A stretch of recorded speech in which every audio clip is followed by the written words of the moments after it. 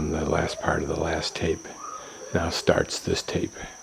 Notice that little detail to the side, another hole going in there for what purpose I don't know, but a pretty little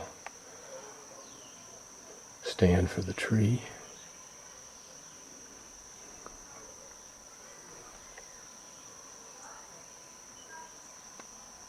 Here, a very impressive entryway. Most impressive so far. In fact, that might actually be a balcony. I think it is. Up there with a little railing. Reminds me of the side of a ship.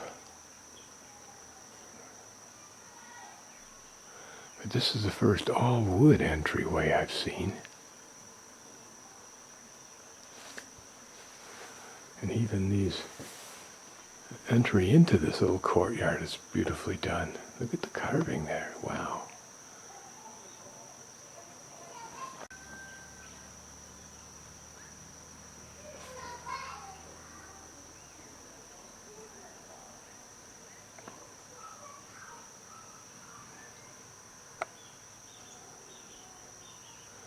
You would think that the local community leaders ordered, as the minions of Mao, to face everything. They must have missed a lot. Or perhaps some of the people were wise enough to realize that that contagion would also pass. Again, like Egyptian drawings, these are probably riff with meaning that I cannot nuance out.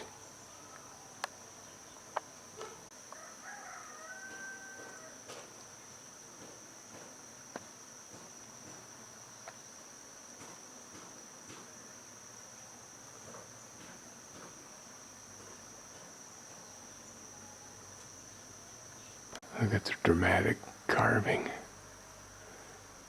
Imagine the skill to whip that out.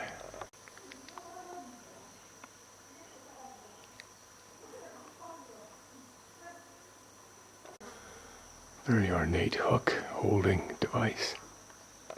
This a more open and bright front room than we've seen. I think a more massive beam there too. Wonder where they came from. Notice the faces.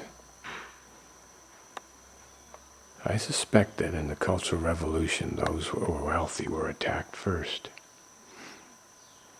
Hard to imagine what these beams, even defaced, would be worth.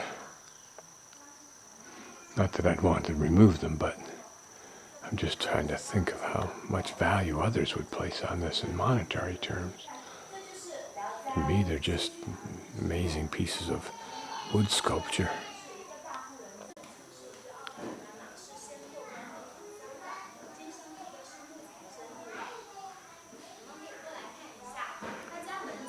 Imagine if our city council had to rape the antiquity of our society, had we had any.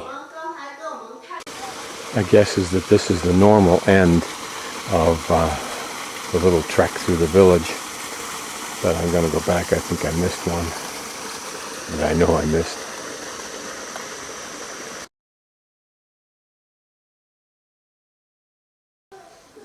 Theoretically, there's a golden horizontal tablet over the door wall given to the wife of Yu Wenbing at her age of 90 by the 28th year of the Qing Emperor Dongguang in 1849.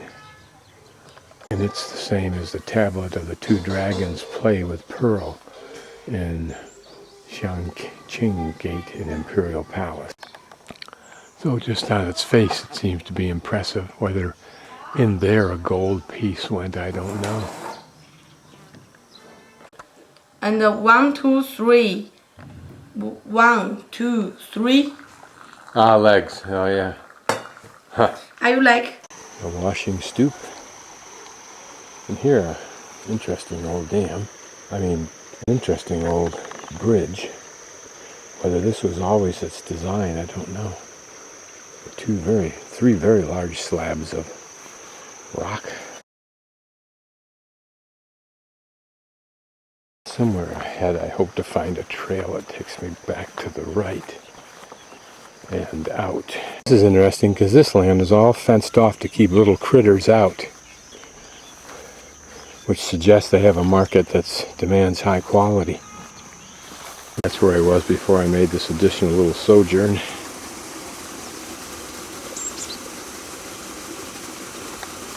Isn't that a vibrant color? And there's also a yellow iridescent kind of color. If this is the prow-shaped bridge, that's quite a bit of a stretch. Anyway, that's the town that we just rambled through. The funky old street, I think, that the Lonely Planet guidebook talks about, so I'm going to wander down it to see what may be seen. There's this morning's catch of fish. So a man approached me and helped me with his English. Said this was the street, so we'll walk down it. But the Rainbow Bridge is in the other direction, so this young man spoke right up with some good English.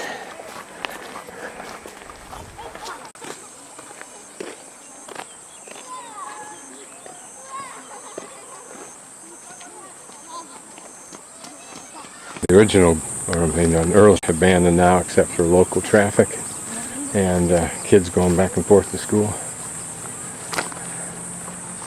I don't know if that street that the guidebook talks about goes through that area or not, but that's the way we'll go now. Troubled and profound times in China, this bridge is seen. Okay, I'm back on this street having purchased an umbrella for 18 yuan or $3 without bargaining. Pretty round entrance. For some reason right here at this intersection there's a little pool that's formed with these rocks as a fence. Come on, take a look at this. It looks like a large courtyard. Hello, little guy. How are you? How are you? Yep, it is. Probably several houses live right around us. Hello. How are you? What I think is the drainage ditch down this street, and it may be underneath the nice looking rocks. So inside this machine, you want to let the cement out, you just pull this lever to the side, that swings out of the way and it falls out. That's how it works. So I'm walking back down the same street, which I don't think is the one he said unless the name changed, which is quite possible. I haven't figured out what these things are. They look like a sled, but maybe what they did is they fit on an axle. Maybe that's what we're seeing right there.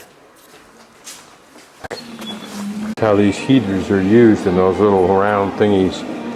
And apparently once they start cooking, then they stay lit until they run out of combustible fuel. And then this is probably some kind of ceramic that surrounds them that stays heated. What you're seeing is not the beginning of a war, but it's a continuation of one of the spirited card games.